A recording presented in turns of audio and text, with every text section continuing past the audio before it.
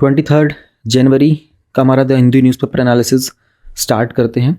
हम लोग previous year question के जो प्रीवियस डे के जो टॉपिक्स थे हम लोग उनको थोड़ा रिवाइज करेंगे एंड फिर कुछ एक दो मेजर न्यूज़ हैं, एडिटोरियल ज़्यादा हैं आज के में, एंड देन उसके बाद लास्ट में हमारे पास हमारे एथिक्स का 2015 का जो प्रीवियस ईयर क्वेश्चन का एनालिसिस था ना वो आज स्टार्ट करेंगे। तो प्रोसीड करते हैं। 22 जनवरी के टॉपिक्स के रिवीजन में सबसे पहले हम लोगों ने भारत प्रवाह के बारे में बात की थी, which was started by ministry of shipping, waterways and ports. इसमें बेसिकली हमारे जो रिवर्स और सीज होते हैं उनका बहुत अच्छा कनोटेशन और कनेक्शन होता है हमारी सोशल साइकी के साथ, हमारी इकोनॉमिक एक्टिविटीज़ का ये पार्ट भी होते हैं। तो किस तरीके से हमारे रिवर, पोर्ट और शिपिंग हमारी एवरीडे लाइफ में इंपॉर्टेंस दिखाते हैं लिटरेचर, डायलॉग वगैरह में, उस चीज़ के ऊपर ये इनिशिएटिव था। ग्रामीण उद्यमी program ministry of skill development and entrepreneurship का था। इसमें 200 ट्राइबल विमेन को इस प्रोग्राम के अंदर ट्रेन किया गया था, फैसिलिटेट किया गया था। नेचर रिस्क प्रोफाइल यूएनईपी और एसएनपी ने लॉन्च किया था नेचर रिस्क प्रोफाइल। इनका काम ये होगा कि जो भी हमारे नेचर के रिलेटेड रिस्क होते हैं ना उसमें साइंटिफिकली रॉबस्ट और एक्शनेबल एनालिटिक्स प्रोवाइड करके उसमें फाइनेंसिंग प्रोवाइड कर पाना। परख हमारा एनसीईआरटी ने नोटिफाई किया था, इंडिया का पहला नेशनल असेसमेंट रेगुलेटर है परख, जो उसकी 2020 की नेशनल एजुकेशन पॉलिसी के साथ भी आया था। Then this is advance authorization scheme. तो डीजीएफटी ने बात की थी कि कुछ ऐसे बहुत सारे ना इम्पोर्ट ड्यूटीज़ को एग्जाम्प्ट कर दिया जाएगा उन रॉ मटेरियल्स के ऊपर जिनकी रिक्वायरमेंट हमको होती है हमारे प्रोडक्ट्स के लिए जो एक्सपोर्ट किए जाएंगे। ये मैंने कल अच्छे से एक्सप्लेन भी किया था आपको डिटेल में। Then we have this environment, social and governance. ये एक फ्रेमवर्क है जिसमें जो स्टेक होल्डर्स होते हैं वो समझ पाते हैं कैसे ऑर्गेनाइजेशन अपने रिस्क वगैरह अपॉर्चुनिटीज़ को मैनेज करती है with respect to environment and all this thing. Then कल बड़ा ही बेहतरीन सा एक एडिटोरियल हम लोगों ने कवर किया था कि पंचायती लेवल के ऊपर जो हमारा 3rd टियर ऑफ गवर्नमेंट होता है वहाँ पर फंड्स वगैरह को लेकर के ऑटोनॉमी नहीं होती है। हम लोगों ने कुछ केस स्टडीज़ भी देखी तेलंगाना के अंदर कैसे सरपंच वगैरह अपने प्राइवेट फंड्स का इस्तेमाल करते हैं क्योंकि गवर्नमेंट की तरफ से उनको फंड का डिवोल्यूशन हो नहीं पाता। देन स्टार्टिंग भी ऐसे ही हुई थी कि तेलंगाना के एक सरपंच ने कैसे सुसाइड कर लिया था बिकॉज ऑफ उसने डेवलपमेंट के लिए कुछ पैसा लिया और उसको रिफंड वो रिटर्न करने के लिए वो पैसा था नहीं, गवर्नमेंट ने टाइम पर रिटर्न नहीं किया। तो किस तरीके से हमारे 3rd टियर ऑफ गवर्नमेंट के पास ऑटोनॉमी नहीं हो पाती financial, we talked about this thing. And इसमें देखा गया था कि अच्छा ये जो टॉपिक था ना ये एग्जैक्टली सेम टॉपिक अभी राइट ना मैंने कल ही जो वीडियो अपलोड की है ना विजन की जो मंथली मैगजीन की, एंड उसमें भी मैंने पूरा टॉपिक पॉलिटी में आया था, ये हम लोगों ने इसको कवर किया है डिटेल में, तो वो एग्जैक्टली यही था कल। तो डीज और फ्यू टॉपिक्स में डिसेंट्रलाइजेशन को लेकर के इस बार मेंस में भी क्वेश्चन आया था, इसलिए एडिटोरियल बहुत इंपॉर्टेंट था। चाहो तो इसको अलग से सेव कर लेना because this is again an important editorial. Ahom की कुछ बरियल साइट्स हैं उनको इंडियन गवर्नमेंट चाहती है कि यूनेस्को की साइट्स का टैग मिल जाए। तो ये अहोम का जो डायनेस्टी थे ना 600 साल तक रूल किया था उन्होंने 1253 से लेकर 1826 तक। तो उनकी बरियल साइट्स है जैसे इजिप्ट के पिरामिड्स होते हैं ना उसी तरीके के हैं, इस तरीके से दिखाई देते हैं ये। तो इनको वी वांट देम कि इनका नॉमिनेशन अभी नॉमिनेशन कर दिया गया है for the world heritage site status के लिए। एक पर्सन है डेमियन साइमन जो कि एक जियो स्पेशल इंटेलिजेंस रिसर्चर है, उन्होंने रिसेंटली पता किया था कि 2021 मई के आसपास से ये एक एरिया है बुरांग काउंटी का, यहाँ पर डैम कंस्ट्रक्शन साइट देखी गई है एक। चाइना यहाँ पर इस डैम कंस्ट्रक्ट कर रहा है। तो this was the tri junction area दिखाया गया था।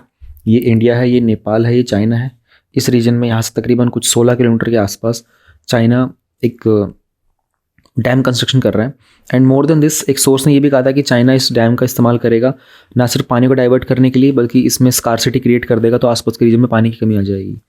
एंड जो ब्रह्मपुत्र का बेसिन है पूरा का पूरा यारलुंग जैंगबो बोलते हैं उसको तिब्बत रीजन के अंदर, उसके ऊपर भी चाइना कोशिश कर रहा है कि उसको एक बेसिकली उसमें 70 गीगावाट तक की पावर जनरेट करने की कोशिश कर रहा है, जो कि चाइना का एक जो 3 गोर्ज डैम है ना उससे भी ज़्यादा बड़ा है, 3 टाइम्स ज़्यादा बड़ा है 3 गोर्ज डैम से।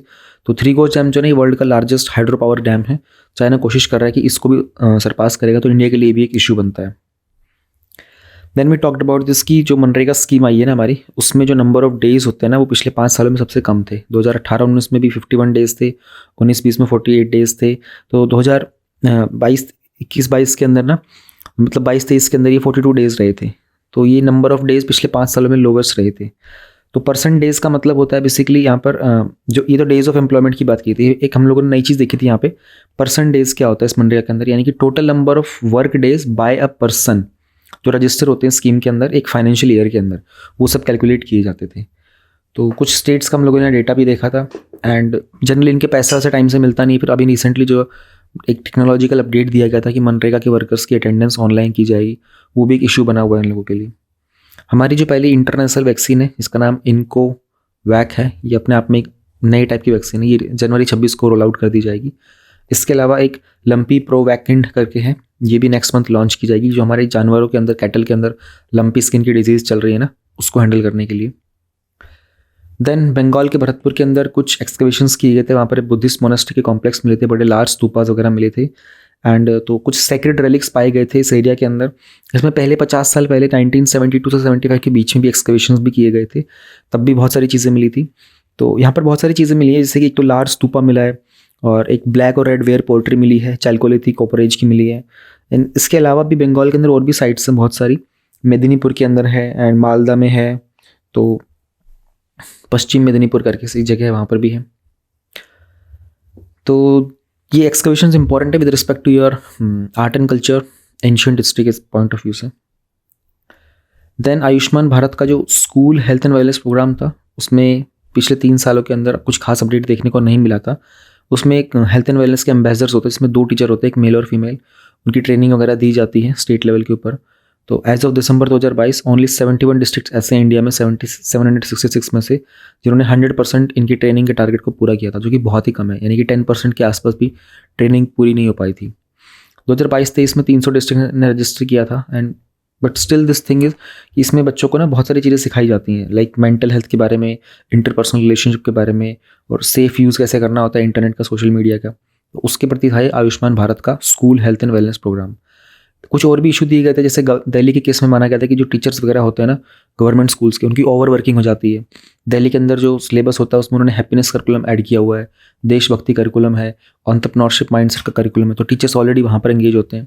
फिर एक और इशू देखा गया था कि इसमें ना मोस्टली उन टीचर्स को एम्प्लॉय करते हैं जिनका लगता है कि कुछ टाइम में रिटायरमेंट होने वाला है, because they consider this as an additional part of syllabus rather than considering this as the very integral part of the education.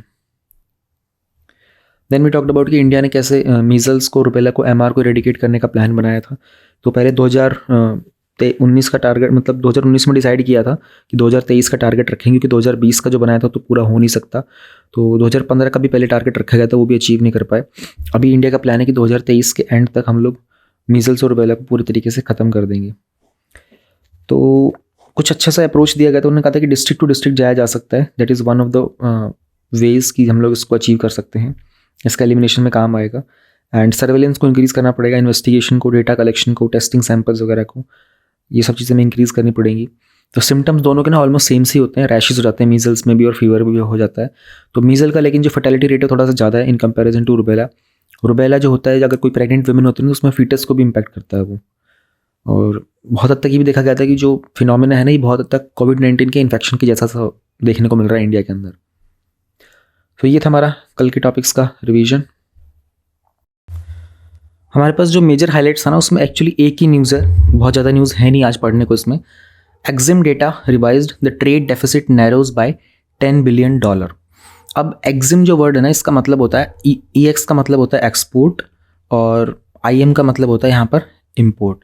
तो एक्सपोर्ट मतलब हम अपनी कंट्री से मैन्युफैक्चर करके दूसरी कंट्री में कितना भेज रहे हैं, और इम्पोर्ट का मतलब दूसरी कंट्री से कुछ बना हुआ हम अपनी कंट्री में कितना कंज्यूम कर रहे हैं, कितना लेके आ रहे हैं। अभी इंडिया का जो फॉरेन ट्रेड डेटा था ना, वो पिछले 8 महीने का, अभी 8 महीने जो है ना, ये हैं अप्रैल से लेकर के और नवंबर 2022 तक का। राइट ना, तो हम लोग 2023 में हम लोग पिछले डेटा को स्टडी कर रहे हैं। तो उसके अकॉर्डिंगली हमारा जो पिछले 8 महीने के थे ना, उसमें सिग्निफिकेंटली रिवाइज किया गया। इसमें जो इम्पोर्ट का बिल था, इम्पोर्ट का बिल मतलब कितना हम लोगों ने दूसरी कंट्री से परचेज़ किया, वो स्केल अप हुआ है या फिर डाउन हुआ है, क्योंकि वो अलग अलग मंथ में था, ऊपर नीचे का, इसलिए दोनों ऑप्शन दी, स्केल अप भी और डाउन भी, by at least $2 billion. And in comparison to the preliminary estimates जो गवर्नमेंट ने पहले आइडिया लगाया था ना, उसके कंपैरिजन में अब हमें थोड़ा समझना पड़ेगा। इन्होंने ये कहा है कि जो टोटल मर्चेंडाइज का एक्सपोर्ट था अप्रैल से नवंबर तक, वो था 290 मतलब 300 बिलियन मान लो आप। और ये जो हम लोगों ने ओरिजिनल हमारा जो सजेस्ट किया गया था ना, उससे ऑलमोस्ट $12 बिलियन ऊपर था। तो हमारा जो यहाँ पर मर्चेंडाइज का एक्सपोर्ट था, इसमें हमें कह सकते हैं कि हमारा एक्सपेक्टेशन से बेहतर एक्सपोर्ट हुआ है। तो जब एक्सपोर्ट ज़्यादा होते हैं ना, उसका हमको बेनिफिट ही मिलता है। इम्पोर्ट का जो बिल था इन 8 महीनों के अंदर वो था हमारा 493 यानी कि 500। तो कह सकते हो यहाँ $300 बिलियन था, यहाँ $500 बिलियन था। तो ये गैप बहुत बड़ा है। एंड ये कितना था जो हम लोगों ने इनिशियल नंबर्स के एक्सपेक्टेशन की थी ना, उससे ऑलमोस्ट 1.7 बिलियंस ऊपर था। तो एक्सपोर्ट हमारा 12 बिलियन के आसपास ज़्यादा देखने को मिला, इम्पोर्ट हम लोगों को ऑलमोस्ट सिर्फ 1.7 बिलियन से ऊपर देखने को मिला। तो अगर आप देखोगे, ऑब्जर्व करो इस पूरी चीज़ को, तो ये कहीं ना कहीं सेंसिबल चीज़ है। इसमें we have done something substantial. ये थोड़ा आपको डेटा समझना पड़ेगा कि how it is substantial, but it is substantial. अब इसमें एक्चुअली इतना ही जानना था। और इस तरह का जो डेटा होता है, मैं आपको ये कहना ये चाहता था कि एक तो जब आपका एग्ज़ाम हो ना, खास करके जब मेंस का एग्ज़ाम हो आपका एंड आपका जब इंटरव्यू होता है, तो एक पेपर पे एक लिस्ट बना लो अपनी छोटी सी, उसमें आप वो डेटा लिखो जो आप एग्ज़ाम से जस्ट 2 दिन पहले अपडेट करके जाओगे। उसमें ये वाला डेटा का भी एक नाम लिख लो, फॉरेन रिजर्व कितना चल रहा है, ठीक है, और इंडिया की जीडीपी अमाउंट में लिख सकते हो टोटल कितनी चल रही है, एंड जैसे ये हो गया एक्सपोर्ट इंपोर्ट का क्या स्टेटस चल रहा है। तो एक पेपर पे अपना लिस्ट बना लो, ऐसे 15-20 डेटा ऐसा हो जाएगा आपका, जो आपको एग्जाम से बस 2 दिन पहले अपडेट करके जाना पड़ेगा कि अभी लेटेस्ट क्या चल रहा है। क्योंकि ये जनरली लोग नहीं करते, उनको लगता है कि वो 1-1 साल पुराना डेटा भी मेंशन कर रहे होते हैं। यही था बस। और एक छोटी सी न्यूज़ ये थी, जंबो डार्टेड पलक्कड़ रिलेविए की हाथी था। ये 6 महीने पहले इसने किसी 60 ईयर ओल्ड इंसान की ही cause the death of that person, क्योंकि थोड़े से वाइल्ड भी हो जाते हैं हाथी, गुस्से में आते हैं। तो इसको 6 महीने से कोशिश कर रहे थे पकड़ने की, एंड इसको अभी रिसेंटली पकड़ लिया गया। तो आप देखोगे ना, ये काला कपड़ा इसकी आँख पे डाल करके इसका पाथ को ऑब्स्ट्रक्ट किया जा रहा है काफ़ी मेहनत करके। तो एक्चुअली पकड़ा गया है, उसका इंटेंशन ये थी कि इनको थोड़ा सा वाइल्ड एरियाज़ में लेके चला जाए, and not to harm them but actually to keep them away from the human beings. So ये ह्यूमन वाइल्ड लाइफ का कॉन्फ्लिक्ट जो होता है उस टॉपिक से बिलोंग करता है। एंड जो हमारे मिनिस्टर है, यूनियन मिनिस्टर हैं, लॉ मिनिस्टर किरेन रिजिजू, उन्होंने कहा था कि जो majority of the people have had the same views. लेकिन उन्होंने ये भी कहा था कि एक रिटायर्ड हाई कोर्ट के जज हैं, उन्होंने कुछ समय पहले बात की थी कि supreme court had hijacked the constitution by deciding to appoint the जजेस बाय इटसेल्फ। तो अब आप देख रहे हैं कॉलेजियम सिस्टम को लेकर के, जजेस का अपॉइंटमेंट को लेकर के बार बार सवाल उठाए जा रहे हैं। अभी रिसेंटली जो दिसंबर की विजन की मैगजीन आई है ना, उसमें there was a topic about the appointment of election commissioners. तो चीफ इलेक्शन कमिश्नर्स का होता है अपॉइंटमेंट, इलेक्शन कमिश्नर्स का होता है। इनको अपॉइंट करने के लिए राइट नाउ ना सेंट्रल गवर्नमेंट अपने आप करती है चूज़, वो प्रेसिडेंट के पास रिकमेंडेशन भेज देते हैं। बट दे सेड कि एक पैनल बनना चाहिए ना, एक कमेटी बननी चाहिए जो डिसाइड करे कि कौन किसका जजमेंट होगा। तो यू सी, जो भी हमारे कॉन्स्टिट्यूशनल ये स्टेटस मिला हुआ है, सुप्रीम कोर्ट भी कॉन्स्टिट्यूशनल है, इलेक्शन कमीशन भी कॉन्स्टिट्यूशनल है, इनके तो जो सीनियर पोजीशंस होती है ना, इनका अपॉइंटमेंट कौन करेगा, उसको लेकर के कितने मुद्दे बार बार उठाए जा रहे होते हैं न्यूज़ के अंदर। सो मेजरली कुछ हाईलाइट्स में भी यही था। बाकी हमारे पास जो एडिटोरियल है ना, जो पढ़ने लायक थे, उसमें एक तो मैंने ये हाईलाइट किया था, चेंजिंग पॉलिटिक्स, इनकम्पैटिबल गवर्नर्स। एक ये किया था, a reminder of the flaws in India's urbanisation policies. और ये किया था, it's time for India's universities to join the world. तो this is to be studied and urbanisation वाला टू बी स्टडीड। ये वाला जो है ना, चेंजिंग पॉलिटिक्स, इनकम्पैटिबल गवर्नर्स, मैंने हाईलाइट भी कर दिया पूरा, और मैंने ऑलमोस्ट यहाँ तक रिकॉर्ड भी कर लिया था। पर अब मुझे लग रहा है कि इसको नहीं करना चाहिए, तो मैं इसका स्क्रीनशॉट PDF में डाल दूंगा टेलीग्राम चैनल पर। बट आप अपनी इच्छा से इसको कर लेना, क्योंकि हाईलाइट करते वक्त कुछ लग रहा था मुश्किल से, बड़े मुश्किल से पॉइंट दिख रहे थे। रिकॉर्ड करते वक्त समझ में आया कि there is no need to spend time on this one. इसमें आपको वो क्वालिटी कंटेंट नहीं मिलेगा, तो अपना समय बर्बाद करोगे। So you can avoid going through that one. हाँ, ये बहुत सही है, इसमें बहुत अच्छी चीज़ें हैं आपको जानने के लिए, तो will go for this one, a reminder of the flaws of the Indian urbanisation policies. इसको लिखा है तिकेंद्र सिंह पंवर ने, पंवार बोलते हैं ना, हाँ। तो ये फॉर्मर डेप्यूटी मेयर रह चुके हैं शिमला के, और एक अर्बन स्पेशलिस्ट भी हैं। तो इन्होंने हाईलाइट किया था कि ना, अब अर्बनाइजेशन का जो टॉपिक है ना आपका, ये it falls into GS1 mains के अंदर। आप देखोगे तो वहाँ इसकी वैल्यू ज़्यादा है। इस पर questions, the keep coming questions. Recently ना वर्ल्ड बैंक की एक रिपोर्ट आई थी, जो कि नवंबर में ही आई थी, ऑलमोस्ट कह सकते 2 महीना पहले आई थी। उन्होंने बताया था कि इंडिया के अंदर ये जो हमारे अर्बन इंफ्रास्ट्रक्चर होते हैं ना, उसमें फाइनेंस की नीड क्या होती है। अच्छा, मैंने आप लोगों को पहले बोला हुआ है कि एडिटोरियल को आप वर्ड टू वर्ड ही पढ़ा करो, मीनिंग टू मीनिंग समझा करो, इसमें कहानी मत समझने की कोशिश करो। यहाँ पर मैं आपको बताऊँ कि अर्बनाइजेशन क्या होता है and all that, it is not going to help. इसमें जो है लिखा हुआ है ना, वर्ड टू वर्ड वही पढ़ोगे तो समझ में आएगी चीज़ें। तो उन्होंने कहा था कि इस तरीके से हमारे इंडिया में जो अर्बन इंफ्रास्ट्रक्चर है, जो शहरीकरण के एरियाज़ होते हैं, वहाँ पर हमको फाइनेंसिंग की रिक्वायरमेंट क्यों है। एंड उन्होंने कहा था कि जो भी प्रॉब्लम्स एग्जिस्ट कर रही है ना, उनको फर्दर एमिलियोरेट, यानी कि उनको रिड्यूस करने के लिए, ख़त्म करने के लिए हमको प्राइवेट इन्वेस्टमेंट की भी रिक्वायरमेंट है। सिर्फ गवर्नमेंट की इन्वेस्टमेंट से बात नहीं बनने वाली है। How can we further push this private capital तो उसको लेकर के बहुत सारे रिफॉर्म्स किए गए थे। हमारी जो यूपीए गवर्नमेंट थी उसमें भी किया गया था, है ना, और स्मार्ट सिटी का मिशन भी आया था। और ये जो रिपोर्ट है उसने कहा था कि उसके बावजूद भी हमारी जो पॉलिसीज़ थी ना with respect to the urban sector, इनमें अभी भी प्रॉब्लम चल रही है। तो क्या ये जो रिफॉर्म का प्रोसेस है ना, इसके कारण हमारी प्राइवेट कैपिटल आ पाई है हमारे अर्बन इंफ्रास्ट्रक्चर के अंदर? क्योंकि हम लोगों ने बहुत सारे स्टेप्स लिए थे। आगे भी हम लोग कुछ स्कीम्स वगैरह के नाम देखेंगे कि लाइक स्मार्ट सिटी मिशन है, अमृत है, आवास योजना एंड ऑल है। हम लोग प्राइवेट इन्वेस्टमेंट इसमें ला पाए क्या? तो रिफॉर्म्स को तकरीबन 30 साल हो चुके हैं, 3 डेकेड जा चुके हैं। अर्बन फाइनेंस जो है ना वो मोस्टली हमारी गवर्नमेंट से ही आ रहा है अभी भी। हमारी चाहत तो है कि प्राइवेट कैपिटल आ जाए, बट आ कहाँ से रहा है? अभी भी गवर्नमेंट ही आ रहा है, इनके पब्लिक कैपिटल आ रहा है ज़्यादा। तो जितना भी फाइनेंस चाहिए होता है ना हमको हमारे कैपिटल एक्सपेंडिचर में से, उसमें से 48%, 24%, 15% सेंट्रल गवर्नमेंट देती है, 48% स्टेट गवर्नमेंट देती है, 24%, और सिटी की गवर्नमेंट कंट्रीब्यूट करती है 58% तक। पब्लिक प्राइवेट की जो पार्टनरशिप है, जो पीपीपी होता है हमारा, वो देता है सिर्फ 3% तक, और कमर्शियल डेट हमारा 2% है। अब देखो पीपीपी के ऊपर भी आपका मेंस में क्वेश्चन आया था, 2022 में आया था, बिल्कुल रिसेंटली GS3 में क्वेश्चन आया था। जिनको पता होगा, जिन्होंने पेपर देखा होगा, उनको आइडिया होगा। पिछले कुछ सालों में बहुत सारी रिपोर्ट्स ने एस्टिमेट किया था कि किस तरीके से डिमांड बढ़ती जा रही है हमारी अर्बन इंफ्रास्ट्रक्चर के अंदर। जैसे कि एक ईशर जज अहलुवालिया की रिपोर्ट आई थी, वो कहती थी कि बाय 2030 नियरली 39.2 लाख करोड़ की रिक्वायरमेंट होगी हमको। तो अभी हमारे पास 7 साल और है, तो 7 साल बाद तकरीबन 40 लाख करोड़ रुपए की रिक्वायरमेंट होने वाली है तक, 2030 तक की बात की जा रही है ओवरऑल हमको। अब देखो ये रिपोर्ट है, इसका एक एस्टिमेशन है, तो ये इट्स एन वैल्यूएबल पॉइंट, ये आप अलग से हाईलाइट करके लिख लो अपने अर्बनाइजेशन के नोट्स के अंदर। उसी तरीके से जो हमारा 11th प्लान आया था ना, उसने एस्टिमेट किया था कि हम लोगों को 1,30,000 करोड़ तक के आसपास चाहिए होगा, है ना, 4 बेसिक सर्विसेज के लिए, और 1,32,000 करोड़ चाहिए होगा अर्बन ट्रांसपोर्ट के लिए, 1,32,000 करोड़ चाहिए होगा हमको हाउसिंग के लिए। मैकिन्सी जो कि कंसल्टेंसी फर्म है, बहुत पॉपुलर है, आप लोगों को पता ही होगा, उसकी भी रिपोर्ट आई थी अर्बनाइजेशन को लेकर के। उन्होंने बात की थी 1.2 ट्रिलियन डॉलर की, या फिर कह सकते हो 90 लाख करोड़ के आसपास तक की। सो अलग अलग एस्टिमेशन से मुझे लगा कि ईशर जज का एस्टिमेशन काफ़ी इंपॉर्टेंट है और मैकिन्सी का काफ़ी इंपॉर्टेंट है। 11th प्लान वाले को शायद इग्नोर करोगे तो भी काफ़ी, क्योंकि 11th प्लान एक तो आया ही बहुत पहले था। वर्ल्ड बैंक के क्या एस्टिमेट्स थे? वर्ल्ड बैंक ने एस्टिमेट किया था कि नियरली 840 बिलियन डॉलर के आसपास, जिसको हम कह सकते हैं कि 70 लाख करोड़ तक है, इतने की रिक्वायरमेंट पड़ेगी हमको अर्बन एरिया के अंदर। अब देखो कितने सारे एस्टिमेट्स मिल गए, मैकिन्सी, ईशर, अर्बन बैंक भी बोल रहा है कुछ ना कुछ। तो क्योंकि हमारी डिमांड बढ़ती जा रही है, पॉपुलेशन इंक्रीज हो रही है, और कह रहे हैं कि 2023 के एंड तक हमको नए एस्टिमेट्स मिलेंगे पॉपुलेशन के। एंड उन्होंने कहा था कि इसमें भी जो हम लोग 840 की बात कर रहे हैं ना, उसमें एवरी ईयर तो हम लोगों को $55 बिलियन चाहिए ही चाहिए होगा। कुछ फ्लैगशिप प्रोग्राम है, स्मार्ट सिटी मिशन था, अमृत था, Atal mission for rejuvenation and urban transformation, Pradhan Mantri Awas Yojana है।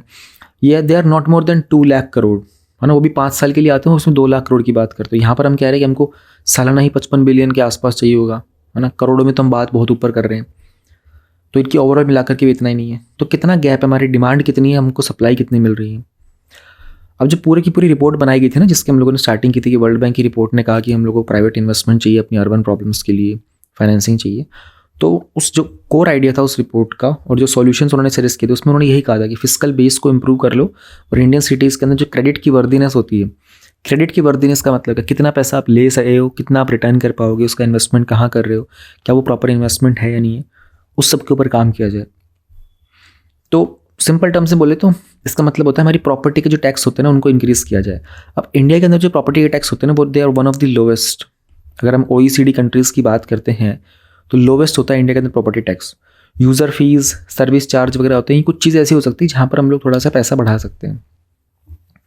उन्होंने ये भी कहा था इस रिपोर्ट ने कि 85% जो गवर्नमेंट का रेवेन्यू आ रहा होता है अब, वो RBCT से ही रहा होता है। ये जो डेटा है ना, समझने की कोशिश करो। उन्होंने कहा कि जितना हम लोग अर्बन कैपिटल में खर्चा कर रहे हैं, उस खर्चे के अंदर सेंट्रल गवर्नमेंट 48% दे रही है, स्टेट गवर्नमेंट 24% दे रही है, और सिटी गवर्नमेंट 15% खर्चा कर रही है। अब ये गवर्नमेंट के पास पैसा आया कहाँ से था? ये जो सारा गवर्नमेंट ने पैसा लगाया, उस पैसे के जो सोर्स था ना, उसमें से 85% सिटीज़ से ही आया था, in the form of taxes, user fees, service charge, etcetera etcetera. इसका मतलब जो अर्बन सिटीजन्स होते हैं ना, वो बहुत ज़्यादा अमाउंट में लार्ज रेवेन्यू प्रोवाइड करते हैं, और इसी बात को लेकर के वर्ल्ड बैंक की रिपोर्ट ने भी इसके ऊपर थोड़ा एम्फोसाइज़ किया था। इसके कारण यूज़र के ऊपर बहुत सारा बर्डन आ जाता है। अब पॉइंट ये है कि अगर हम लोग टैक्स बेस को बढ़ा देंगे तो क्या उससे हमारी डिमांड पूरी हो जाएगी क्या? आंसर होता है नो, इट विल नॉट। तो हमको ऑल्टरनेटिव पाथ्स निकालने पड़ेंगे। बेसिक प्रॉब्लम जो रिपोर्ट ने आइडेंटिफाई की थी, उसमें बात की गई थी कि इसमें ना एक टॉप टू बॉटम अप्रोच का इस्तेमाल किया जाता है। देखो टॉप टू बॉटम वाले में आप आसानी से समझ सकते हो, हमारा जो प्लानिंग कमीशन था ना, जो 2015 में ख़त्म कर दिया गया था और 2015 के बाद हम लोग लेके आए थे नीति आयोग, राइट। तो जो प्लानिंग कमीशन था ना वो यूज़ करता था टॉप डाउन अप्रोच, टॉप से डाउन की अप्रोच यूज़ करता था। नीति आयोग क्या यूज़ करता है, बॉटम अप अप्रोच यूज़ करता है, यानी कि फ्रॉम द बॉटम स्केल से ऊपर की तरफ जाना। इसको समझ जाएंगे अपने आप समझ में आ जाएगा, इसमें कुछ बहुत ये मेथड्स होते हैं एक्चुअली कुछ।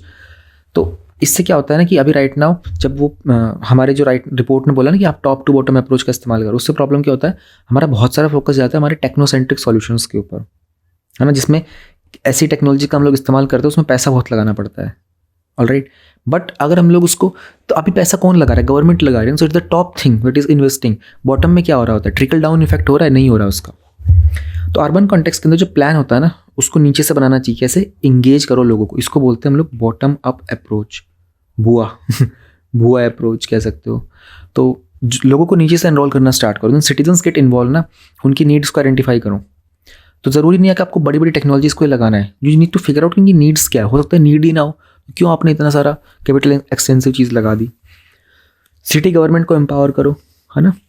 और तो हमारा एक नेशनल टास्क फोर्स ने रिव्यू किया था हमारे 74 कॉन्स्टिट्यूशनल अमेंडमेंट को, जो कि 1992 में आया था।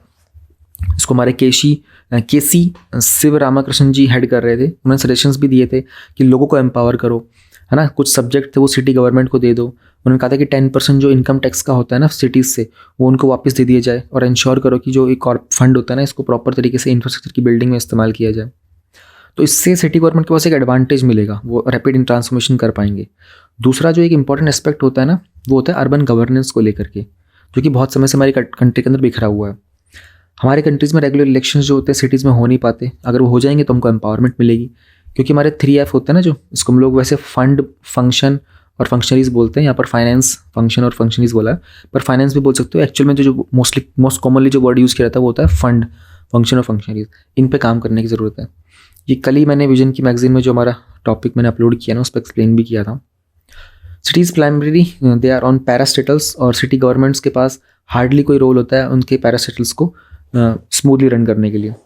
वर्ल्ड बैंक की रिपोर्ट ने ये भी कहा था कि उसका पेज नंबर 69 पर, पेज नंबर मत लिखना कभी भी किसी एग्जाम के आंसर में, सिंपल लिखो। उन्होंने कहा था कि स्टेट लेवल का जो मैनेजमेंट होता है ना अर्बन वाटर का और सीवरेज का, it may be devolve from a time bound manner. Okay fine, अगर हम लोग लीगल फ्रेमवर्क को बेहतर करेंगे, फिजिकल ट्रांसफर अच्छे से हो पाएगा। इसमें उन्होंने बड़ा अच्छा एक शिमला एग्जाम्पल दिया था, जैसे कि क्योंकि ये जो पर्सन थे ना, इनका हम लोगों ने देखा ना, तिकेंद्र सिंह पंवार जी जो थे, ये शिमला के एक डिप्टी मेयर रह चुके हैं और एक अर्बन स्पेशलिस्ट भी हैं। तो उन्होंने एक शिमला का एग्जाम्पल दिया है। Let us try to understand क्या कहना चाहते हैं यहाँ पर। तो उन्होंने कहा था कि यहाँ हाउएवर एग्जैक्ट हो रहा है यहाँ पर, अभी हम लोगों ने सजेशन देखे ना ऑल्टरनेटिव्स एंड ऑल में क्या कुछ कर सकते हैं। ही सेड कि शिमला के एग्जाम्पल के अंदर जो शिमला वाटर स्टोरी है ना वो एक एग्जाम्पल है, कैसे शिमला का जो वाटर वर्क्स था ना उसको ट्रांसफॉर्म किया गया था एक सिंगल यूटिलिटी के अंदर 2016-17 में। इन्होंने इसको नाम दिया था GSWSSC, यानी कि greater Shimla water supply and sewage circle, और ये आया था हमारे शिमला के म्यूनिसिपल कॉर्पोरेशन के अंदर। फाइन, बैंक ने इसमें हेल्प की थी, उन्होंने सॉफ्ट लोन प्रोवाइड किया था, ऑलराइट। तो उन्होंने कहा था कि ताकि सप्लाई ऑफ वाटर अच्छे से मेंटेन रहे एंड प्रॉपर तरीके से वाटर की सप्लाई का डिमांड जो थी वो डिस्ट्रीब्यूशन अच्छे से हो जाए। और हालांकि 2017-18 के अंदर उन्होंने जो ये GSWSSC था ना इसको एक कंपनी के अंदर कन्वर्ट कर दिया और इसको बना दिया उन्होंने शिमला जल प्रबंधन निगम लिमिटेड। नाउ अब ये बोर्ड ऑफ डायरेक्टर्स के अंदर चलती है, लेकिन ये म्यूनसिपैलिटी के बाहर चलेगी। तो पहले किसके अंदर था, ये शिमला म्यूनसिपल कॉर्पोरेशन के अंडर था, बाद में म्यूनसिपैलिटी के बाहर चला गया। अब इस तरह की जो मैकेनिशंस होते हैं ना ये पर्पस सर्व नहीं कर पाते, तो पूरा का पूरा जो पर्पस था ऑर्गेनाइजेशन का खत्म हो गया, क्योंकि you have change the top part. यहाँ पे जो लीड कर रहे थे, जो मैनेज कर रहे थे ना, आपने अर्बन गवर्नेंस को चेंज कर दिया। यहाँ पर ऊपर आइडेंटिफाई किया था ना issue, infrastructure is linked to urban governance which is in shambles most part of the country में। तो उन्होंने एग्जाम्पल भी दिया। अभी केस स्टडी है आपके पास शिमला की, चाहो तो इसको अर्बनाइजेशन में नोट डाउन कर लो, एक एग्जाम्पल में लिखोगे तो आपके आंसर की वैल्यू ज़्यादा हो जाएगी। तो यही कहा था उन्होंने कि इस तरह की चीज़ अगर आप करते हो ना तो पर्पस सर्व नहीं हो पाता। तो जो वर्ल्ड बैंक की report is another reminder of the tragedy which Indian urbanisation is witnessing, policy paralysis from the top. Exactly यही हुआ ना, पॉलिसी पैरालिसिस हो गई फ्रॉम द टॉप। तो ये एक अच्छा लाइन था जो आप चाहो तो अपने आंसर में लिख पाओगे। देखो अच्छे तो एग्जाम्पल बहुत सारे हैं इसमें, ये डेटा बहुत अच्छा है, कौन कितना परसेंटेज यूज़ कर रहा है ना। वर्ल्ड बैंक ने क्या एस्टिमेट दिया, ईश्वर जज ने, मैकिन्सी ने क्या बताया, शिमला का ही बताया, कुछ केसी शिव रामाकृष्णन जी ने सजेस्ट किया था। तो अच्छे अच्छे एग्जाम्पल्स हैं, इनको कोट करोगे तो आपके आंसर में वैल्यू बढ़ जाएगी। छोटा सा था, बहुत प्यारा सा एडिटोरियल था। ध्यान रहे, इस वाले को मैं पोस्ट जरूर कर दूंगा, पर मेरी मानोगे तो मतलब मत ही पढ़ना, समय बर्बाद करोगे अपना इसको पढ़ के, कुछ यूज़फुल नहीं था इसमें। एक और हमारे पास एडिटोरियल है, it's time for India's universities to join the world. बड़ा प्यारा सा है, फिलिप जी एल्टबैक जिन्होंने लिखा है। ये एक रिसर्च प्रोफेसर हैं और एक डिस्टिंग्विश फेलो भी हैं for the centre for international higher education in Boston College US में। तो वो कह रहे हैं कि इंडिया की यूनिवर्सिटीज़ को ना अब इंटरनेशनल हो जाने की ज़रूरत है।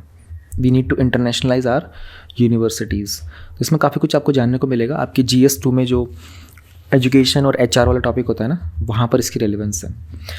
2023 में इंडिया के पास G20 की प्रेसिडेंसी है। अच्छा, दोबारा से एडिटोरियल स्टार्ट कर रहे हैं, मैं आपको फिर रिमाइंड करता हूँ, editorial should go word to word. कहानी मत सुनना इसके अंदर, कहानी बन जाएगी आप सुनते सुनते, but always go line to line, word to word, क्योंकि यहाँ पर जो चीज़ें आपको ऐसे सब वर्ड टू वर्ड समझने को मिलेंगी, वो ऐसे मैं बैठ के बताऊँ कि देखो इंडिया में इतनी यूनिवर्सिटीज़ होती हैं, वर्ल्ड में ज्वाइन करने का ये फ़ायदे, ये नुकसान, चैलेंजेस हैं, that is not going to help. और कभी भी एडिटोरियल को ना चेंज मत करा करो। तुम में से कुछ लोग पढ़ते हो, मतलब मैं I don't know this is right thing to say, कुछ मैंने देखे हैं यूट्यूब के ऊपर चैनल्स वगैरह, वो इसकी कहानी बदल के अपने हिसाब से उसको एडिट करके और फिर अपना उसका एडिटोरियल लिख के सुनाते। ऐसे मत किया करो। Editorials are suppose to be read the way they are written. इस पर्सन का पर्सपेक्टिव समझो, वो कैसे कन्वे कर रहा है, उसको फिर अपने एग्ज़ाम के अंदर प्रिपरेशन में उतारो। तो इंडिया G20 की प्रेसिडेंसी अज्यूम किया है एंड अभी कोशिश करेंगे हम लोग कि इंडिया को वर्ल्ड का मेजर प्लेयर बनाए इन द एकेडमिक कम्युनिटी।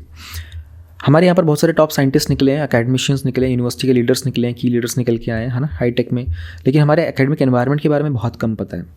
तो ये ऐसे किसने बोला है, mister Philip is saying about this, कि इंडिया का एकेडमिक सिस्टम जो है ना, ये वर्ल्ड का सेकंड लार्जेस्ट है। और हमारी 2020 में जो नेशनल एजुकेशन पॉलिसी आई थी, मैं बार बार रिमाइंड करता हूँ कि 2020 के अंदर हमारे पास मेजर चीज़ें क्या क्या आई थी। नेशनल एजुकेशन पॉलिसी आई थी, आत्मनिर्भर भारत वाला आया था, एनवायरमेंटल इम्पैक्ट असेसमेंट आया था, ये कुछ मेजर चीज़ें आई थी। तो कंट्री अभी राइट नाउ रिफॉर्म और इम्प्रूवमेंट पे काम कर रहा है। अगर हम लोग बात करते हैं कि we want to internationalise it, इसका मतलब क्या है? इसका मतलब ये होता है कि इंडिया को ज़्यादा विजिबल बनाना है ग्लोबल एकेडमिक सीन में, है ना, और कैसे हमारी बेस्ट प्रैक्टिस जो दूसरी कंट्रीज़ के पास है उनको हम लोग कैसे अडॉप्ट कर सकते हैं। तो G20 की जो लीडरशिप है ना, ये बहुत एक्सलेंट अपॉर्चुनिटी है and one of the priority areas जो है यहाँ पर वो है कि हम लोग अपनी रिसर्च को और इनोवेशन को कैसे बेहतर करेंगे बाय इंक्रीजिंग द कोलैबोरेशन। तो हमारे पास ऑलरेडी एक एडवांटेजेस पोजीशन है क्योंकि हमारी इकोनॉमी और जो है वो बेहतर हो रही है, हम लोग जियोपॉलिटिकली बहुत स्ट्रांग होते जा रहे हैं। फॉरेन पॉलिसी हमारी काफ़ी मजबूत हो गई है after coming of mister S Jaishankar. He is like brilliant. Obvious सी बात है कि वो भी एक सिविल सर्वेंट रह चुके हैं पहले। He was Indian foreign service में थे and then he became minister. 2019 में ही जॉइंट राज्यसभा एंड उसके बाद से he became the foreign minister and the way he is taking this India foreign policy every aggressively. तो हमारी एग्रेसिवली जियोपॉलिटिकल सिनेरियो में India बहुत मजबूत हो गया है। एजुकेशन के मामले में हमारा बहुत इंपॉर्टेंट रोल रहा है। हम लोग, हमारे स्टूडेंट्स बहुत सारे बाहर भी जाते हैं, है ना, साइंटिफिक फील्ड में भी जाते हैं, IT फील्ड में भी जाते हैं। तो आप देखो कि मेजर कंपनीज देखोगे तो माइक्रोसॉफ्ट देख लो, आप गूगल देख लो, कुछ समय पहले ट्विटर के भी हेड जो थे वो इंडिया के इस तरफ से थे। तो काफ़ी इंटरेस्ट है लोगों का अब्रॉड जाने में, इंडियन यूनिवर्सिटीज़ के रिसर्च इंस्टीट्यूट में भी, एंड कुछ अननोन और कॉम्प्लेक्स सिस्टम है उसको समझने की कोशिश करते हैं। तो ऐसा नहीं कि इंडिया वर्ल्ड का सेकंड लार्जेस्ट एकेडमिक सिस्टम ही है, बल्कि इंडिया वर्ल्ड का मोस्ट कॉम्प्लेक्स और बहुत लिटिल अंडरस्टूड, हमारे बारे में बहुत कम समझा गया है, हमारे एनवायरनमेंट के बारे में। तो हमारा जो हायर एजुकेशन का सिस्टम है ना, फ्रेगमेंटेड है। Again time to remind you guys कि UPSC अब से मेंस के एग्ज़ाम के अंदर ना एजुकेशन में, हायर एजुकेशन पे फोकस ज़्यादा करेगा। लाइक अगर 100 क्वेश्चंस आएंगे ना एजुकेशन के ऊपर, उसमें से 98 क्वेश्चंस आएंगे हायर एजुकेशन के, 2 क्वेश्चन आ सकते हैं आपके पास प्राइमरी एजुकेशन के। And when it comes to health के मामले में अगर 100 क्वेश्चंस आते हैं आपके, फॉर एग्जांपल, उसमें से आपके पास 98 क्वेश्चंस आएंगे प्राइमरी हेल्थ के और 2 क्वेश्चन आएंगे आपके पास सेकेंडरी हेल्थ के। तो एजुकेशन में आपको हायर एजुकेशन पे ज़्यादा फोकस करना है एग्ज़ाम में, और आपको हेल्थ के मामले में प्राइमरी हेल्थ के ऊपर ज़्यादा फोकस करना है। Just giving you a little analytical understanding. हमारा हायर एजुकेशन थोड़ा फ्रेगमेंटेड है, टुकड़ों में बटा हुआ है ना, सब्जेक्ट बाउंड्रीज है हमारी, और कुछ क्वालिटी है जो काफ़ी अनइवन सी है। तो इसी चीज़ को लेकर के हमारी नेशनल एजुकेशन पॉलिसी लाई गई थी 2020 में कि बहुत कुछ हमें अपडेट करना है एंड मल्टी डिसिप्लिनरी एजुकेशन पे काम करना था, क्वालिटी इंप्रूव करनी है। प्राइवेट सेक्टर के कॉलेजेस यूनिवर्सिटीज़ अभी भी हमारी ग्रोथ पे काम कर रहे हैं। IITs और एम्स अभी भी हमारे एक्सपैंड हो रहे हैं, इंप्रूव हो रहे हैं, और अगर इनकी फंडिंग अच्छी रहे, इनको ऑटोनॉमी दी जाए, तो ये फर्दर और ज़्यादा एक्सपैंड भी करेंगे। हमारे पास एक NIRF की रैंकिंग भी होती है, नेशनल इंस्टीट्यूशनल रैंकिंग फ्रेमवर्क है हमारे पास NIRF का, जिसके कारण हमारी जो यूनिवर्सिटीज़ है ना वो थोड़े कॉम्पिटिटिव हो पाई हैं। हमारी ग्लोबल रैंकिंग भी रही है, साइंटिफिक पब्लिकेशंस भी रही हैं, वो भी काफ़ी इंप्रूव हैं। 2010 में हमारी 7th पोजीशन थी, है ना, तो उसके बाद हमारी 3rd पोजीशन होगी 2020 में। एंड इंडिया की रैंकिंग 3rd है in number of PhD awardees. Science and engineering में जो नंबर ऑफ PhDs दी जाती है ना, उसके मामले में हम लोग हैं ऑन 3rd नंबर पे। ऑल राइट, तो ग्लोबल इनोवेशन इंडेक्स के अंदर हमारी जो रैंकिंग थी वो भी इम्प्रूव हो गई थी, है ना। 2014 में वो 81 थी और वो 2022 में 40 चली गई थी। लेकिन हम लोग चाइना और US से भी पीछे हैं अभी भी। अगर हम लोग इंस्टीट्यूशन की रैंकिंग करते हैं as per the Times Higher Education ranking, तो हमारा इंडियन इंस्टीट्यूट ऑफ साइंस जो है ना वो भी 251 से 300 के रेंज में जाता है, और हमारे बाकी 75 जो इंस्टीट्यूशन है वो काफ़ी पीछे हैं। तो हमारे जो IITs हैं वो बेस्ट नोन है अभी तक के, लेकिन इसके अंदर प्रॉब्लम ये होती है कि स्पेशलाइज स्कूल्स हैं, ये कॉम्प्रिहेंसिव यूनिवर्सिटीज़ नहीं है। क्वालिटी बहुत अच्छी है लेकिन रैंकिंग स्कोर्स के मुकाबले और बेहतर काम किया जा सकता है। अभी रिसेंटली होता IIT खड़गपुर ने मलेशिया के अंदर अपना एक ब्रांच कैंपस खोलने की बात की थी। तो इंडिया को अगर बाकी चीज़ों में कैचअप करना होगा ना, तो एक सस्टेन पीरियड तक हमें इन्वेस्टमेंट बढ़ानी पड़ेगी। चाइना ने काफ़ी काम किया है, उन्होंने बहुत सारे बिलियंस ऑफ डॉलर्स इन्वेस्ट किए थे अपनी टॉप यूनिवर्सिटीज़ में। अच्छा, कल एक टॉपिक मैं पढ़ा रहा था विजन की मैगजीन में, उसके हिसाब से यहाँ बता देता हूँ। चाइना का जो सॉफ्ट पावर डिप्लोमेसी होता है ना, उसको पढ़ाने के लिए they teach soft power diplomacy, तो वो भी पार्ट ऑफ एजुकेशन ही हो गया। उसके लिए चाइना तकरीबन कितना, मतलब $10 बिलियन के आसपास लगाता है, $10 बिलियन तक, which was suppose to be something like 80,000 crore बनता था ये, है ना। और इंडिया इस चीज़ में 300 से 400 करोड़ रुपए लगा रहा था। तो हम लोगों ने कल इसकी बात की कि ऑलमोस्ट 0.5% बनता है। इंडिया सिर्फ 0.5% लगा रहा था अपनी सॉफ्ट पावर डिप्लोमेसी को टीच करने के लिए। तो ये भी एक इशू बन गया था।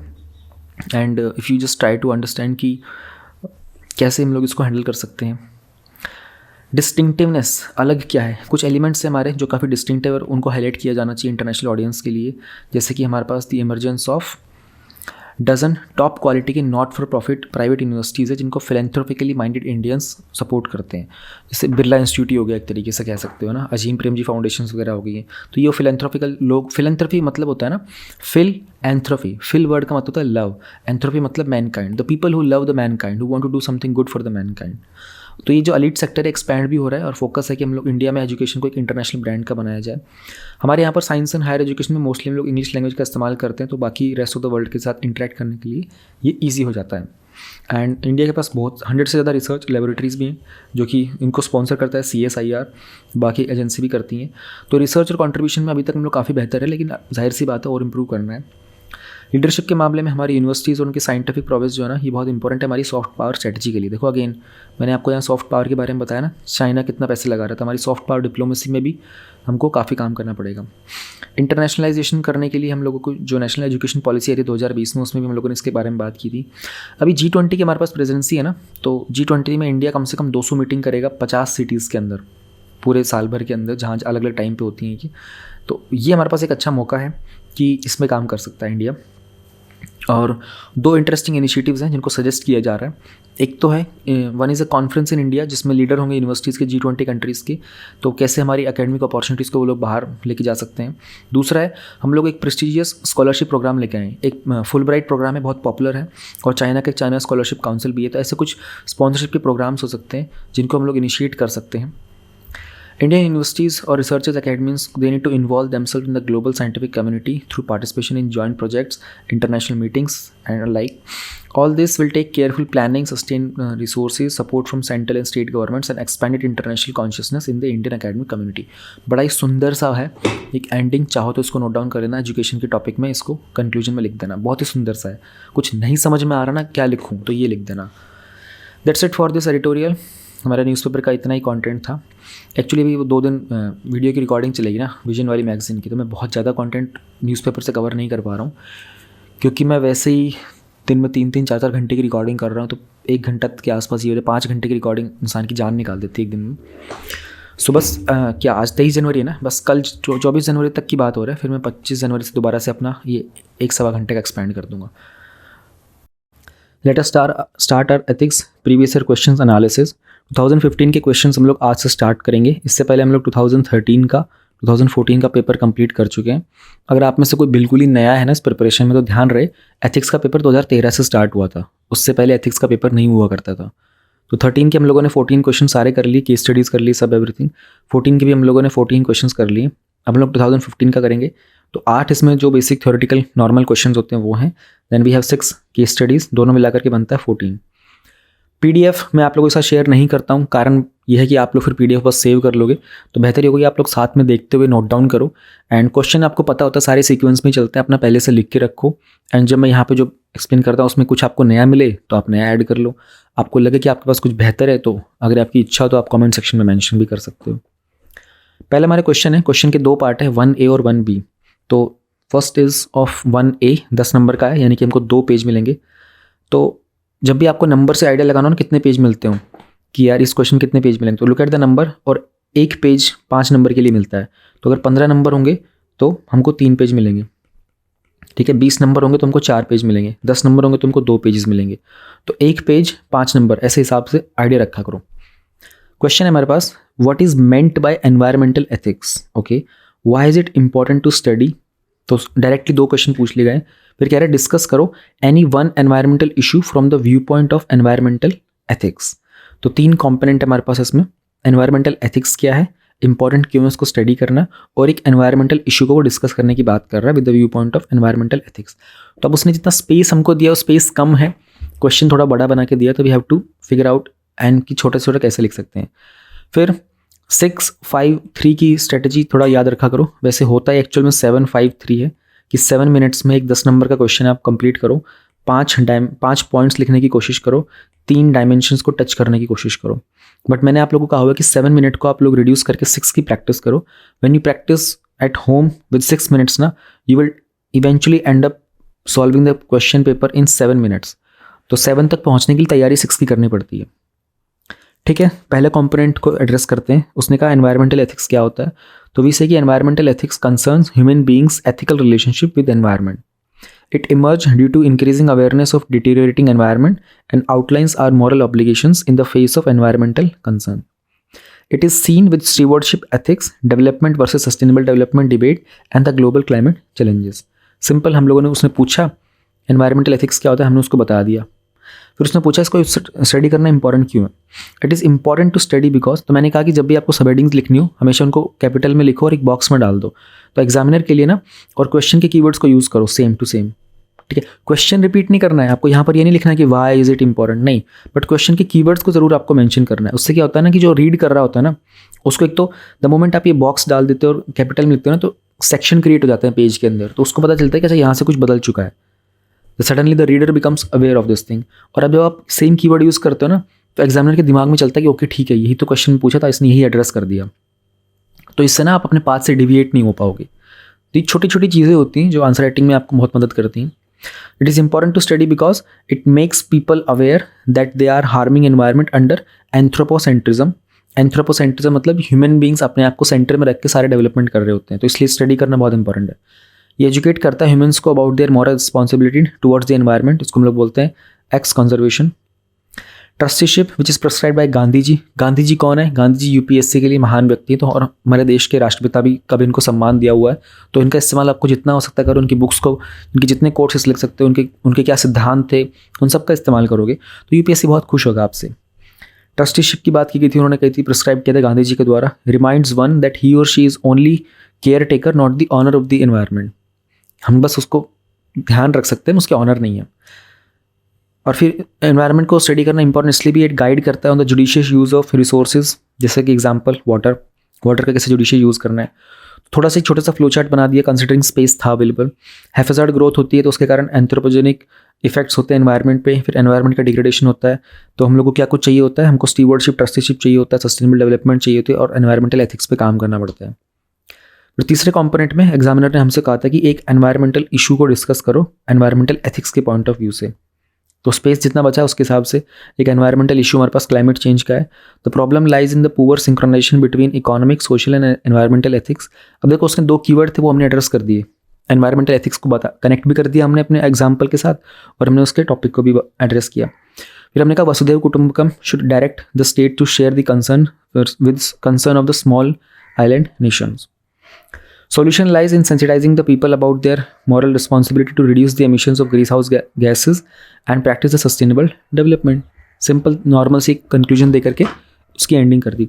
कंक्लूजन वगैरह को बस थोड़ा ऑप्टिमिस्टिक रखना होता है, बहुत हाई फाई लिखने की ज़रूरत नहीं है, यहाँ पर मैं डेटा भी लिख दूँ, यहाँ मैं रिपोर्ट भी लिख दूँ, यहाँ मैं कमिटी भी लिख दूँ, या सस्टेनेबल डेवलपमेंट गोल भी लिख दूँ। Keep it simple. एग्जामिनर को ये पता चला कि यहाँ चीज़ें एंड हो चुकी हैं बस। तो एक तरीके से कंक्लूजन का मतलब होता है कि जो भी आपने ऊपर लिखा ना उसको समराइज कर दिया आपने 2 लाइन के अंदर। Then we have question number 1 का बी पार्ट। उसने कहा कि डिफरेंशिएट करो बिटवीन द फॉलोइंग। 10 नंबर का है, यानी कि 2 शीट्स मिलेंगी और उसने 4 ऑप्शन दे दिए, law and ethics, ethical management और management of ethics, discrimination and preferential treatment, personal ethics और प्रोफेशनल एथिक्स। तभी 10 नंबर का, यानी कि हर एक पॉइंट के हमको 2.5 नंबर मिलेंगे। ऑलराइट, और हमको अगर 2 पेजेस मिल रहे हैं तो एक पेज में ये दोनों एक्सप्लेन करने हैं हमको, एक पेज में दोनों, ताकि हमारे पास स्पेस भी पूरा सेव रहे। अब इसमें कोई इंट्रोडक्शन तो आएगा नहीं, ना कोई कंक्लूजन आएगा, उसने जो डायरेक्ट पूछा उसको डायरेक्ट एड्रेस करते हुए चलना है। ये आपको सीखना पड़ेगा। इंट्रोडक्शन, बॉडी कंक्लूजन हर टाइप के क्वेश्चन में नहीं होता, इस टाइप के क्वेश्चन में नहीं आएगा कहीं पर भी। सिंपल जो डायरेक्ट पूछे डायरेक्ट बताओ, क्योंकि 4 चीज़, कितनी सारी चीज़ें पूछी, 1 2 3 4 5 6 7 8 चीज़ें पूछ ली उसने 2 पेज के अंदर। कहाँ जाओगे इंट्रोडक्शन में भाई, डायरेक्ट एड्रेस करो। हाँ, पर ये देखो उसने लॉ एंड एथिक्स पूछा तो आप लॉ एंड एथिक्स को थोड़ा बोल्ड में लिखो, ताकि एग्जामिनर को क्लियरली दिख जाए, अच्छा ठीक है यहाँ लॉ एंड एथिक्स की बात कर रहा है, यहाँ एथिकल मैनेजमेंट की बात की जा रही है, ठीक है, यहाँ पर ये डिस्क्रिमिनेशन वाले टॉपिक की बात कर रहा है, यहाँ पर्सनल एथिक्स वाले की बात कर रहा है। Make it little helpful for the examiner. उसको सिर में दर्द नहीं होना चाहिए आपके आंसर को पढ़ के कि क्या है, कहाँ ढूंढूं, कहाँ पॉइंट है। बुलेटिंग करोगे तो ईजी हो जाएगा। वैसे पैराग्राफ में भी लिख सकते हो, कोई दिक्कत नहीं होती। पैराग्राफ वालों के भी नंबर बहुत आते हैं। अगर आप लोग देखोगे टीना दाबी की अगर आंसर शीट देखते हो ना, तो टीना दाबी मैडम जिनकी रैंक 1 आई थी, कब आई, 2015 में आई थी ना आई थिंक, तो उनके भी आंसर के अंदर जो भी थे वो सब के सब पैराग्राफ में लिखे हुए थे। तो मोस्टली चीज़ें पैराग्राफ में लिखी थी उन्होंने। एंड उनकी सिस्टर जो थी रिया डाबी, अगर उनकी आंसर शीट देखोगे वहाँ पर भी बहुत से पैराग्राफ मिलेंगे। तो ऐसा नहीं आप सब कुछ लिख सकते हो, मेक श्योर कि उसमें चीज़ें आपने एड्रेस कर दी हो।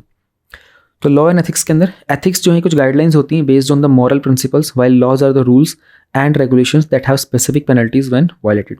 ये कनेक्टिंग वर्ड होता है व्हाइल, ठीक है। Law is impose by external authority whereas ethics come from within an individual. Again connecting word होता है जो आपके दोनों चीज़ों को एक साथ लेके चलता है। It is not necessary that something legal is obviously ethical, और legal means allowed by state. Example capital punishment. अब कैपिटल पनिशमेंट लीगल तो है लेकिन ये एथिकल तो नहीं हो गया ना। एथिकल कॉन्सेप्ट जो है वो यूज़ किए जाते हैं टू क्रिटिसाइज, इवेल्युएट, प्रपोज और इंटरप्रेट द लॉज। दोनों के बीच में डिफरेंसेस बता दी, दोनों के बीच की रिलेशनशिप बता दी। फिर उसने पूछा ethical management and management of ethics क्या होता है। तो एथिकल मैनेजमेंट का मतलब होता है रेफर्स टू कॉर्पोरेट मैनेजमेंट करना that not only fulfils economic goals and legal responsibilities but also meets ethical expectation. अब ये बट जो होता है अगेन कनेक्टिंग वर्ड है। Management of ethic refers to managing of ethics and values in the organisation through internal process, compliance and the code of conduct. तो यहाँ ethical management भी हो गया, मैनेजमेंट ऑफ एथिक्स भी हो गया। इतना इतना ही बताना है। स्पेस हो, समय हो तो एक एक एग्जाम्पल दे दो, अदरवाइज जितना पूछा उसको एड्रेस करके आगे बढ़ो, क्योंकि टाइम कम है। 6 मिनट के अंदर, 6 मिनट का मतलब 3 मिनट में लिखना होगा आपको ये सारा, विच इज़ वेरी डिफिकल्ट, ठीक है। मुश्किल होता है पर प्रैक्टिस करने से आ जाता है। जब आपको सब कुछ याद हो जाता है ना तो आप खटाखट लिख भी देते हो। जिनको याद नहीं होता फिर उनके लिए लिखना मुश्किल हो जाता है। फिर उसने कहा डिस्क्रिमिनेशन और प्रेफरेंशियल ट्रीटमेंट के बीच में डिफरेंस बताओ। तो हमने कहा कि डिस्क्रिमिनेशन एक नेगेटिव कॉन्सेप्ट है with respect to the subject as the subject is at receiving end, while the preferential treatment is a positive concept, क्योंकि यहाँ पर जो सब्जेक्ट है ना वो रिसीवर के बेनिफिट पर है। वाइल, अब एग्जाम्पल दे दिया हमने, while the constitution bars discrimination on certain grounds, a preferential treatment is allowed for uplifting the backward class caste. अब प्रेफरेंशियल ट्रीटमेंट का मतलब रिजर्वेशन, प्रेफरेंशियल ट्रीटमेंट ही तो होता है। Then we have this personal ethics और प्रोफेशनल एथिक्स, हमारा last component जो एग्जामिनर ने पूछा था। पर्सनल एथिक्स डील करता है हमारे एथिक्स के साथ in personal life, while the professional ethics deals with holistic competence at work place. Personal ethics include the likes of truth, love and compassion, while the professional ethics include serving public interest, organizational interest and the following work culture. Example दे दिया हमने organization of SOPs and conduct rules. SOPs मतलब standard operating procedures होते हैं ये। तो जो लोग job वगैरह करते हैं थोड़ा उनको पता होगा standard operating procedures क्या होते हैं, ठीक है। हो गया बस सिंपल तरीके से 4 चीज़ें उसने पूछी, चारों एड्रेस ज़रूर करनी है। 10 नंबर हमारे ऐसे 2.5 में से कितना तकरीबन 6 से 7 नंबर आपको आराम से मिल जाएंगे, इतने ही मिलते हैं मेंस में। आप लोग देखोगे ना जीएस, कोई भी जो जीएस के सब्जेक्ट्स होते हैं तो 250 का टोटल होता है। 250 में से अगर आप देखोगे एवरेज 110 के आसपास तक आ रहे होते हैं। 110 120 तो बहुत हाई हो जाता है, प्रोबेबली 100 ही हो रहा होता है। 100 के क्या एवरेज निकलता है टॉपर्स का जीएस के अंदर। तो अगर आप इसका परसेंटेज निकालोगे, इफ़ यू डिवाइड 100 बाय 250 तो कितना आ गया 2/5, यानी कि इट मेक्स इट 40%। तो जीएस के अंदर आपको ओवरऑल 40% ही नंबर आते हैं। और यूपीएससी में जो रैंक 1 होता है ना, रैंक 1 हो गया, रैंक 1 से लेकर के आप रैंक 10 तक की अगर आप बात करोगे तो इनके जो ओवरऑल मार्क्स आते हैं ना, फाइनल जो रिजल्ट आता है मार्कशीट का, जितने भी 2025 होता है, 2075 समथिंग होता है टोटल इसमें, तो इनकी परसेंटेज निकालते हैं ना, जो टोटल स्कोर होता है वो तकरीबन 1000 के आसपास तक ही होता है, which makes it not even 50%। तो यूपीएससी का टॉपर के भी 50% मार्क्स नहीं आते। ठीक है जी। सो कल हम लोग इसमें नेक्स्ट क्वेश्चन करेंगे, सेकंड वाला। गिवन द 2 कोटेशंस हैं from the moral thinkers and philosopher, for each of these bring out what it means to in the present context. The weak can never forgive, forgiveness is the attribute of strong.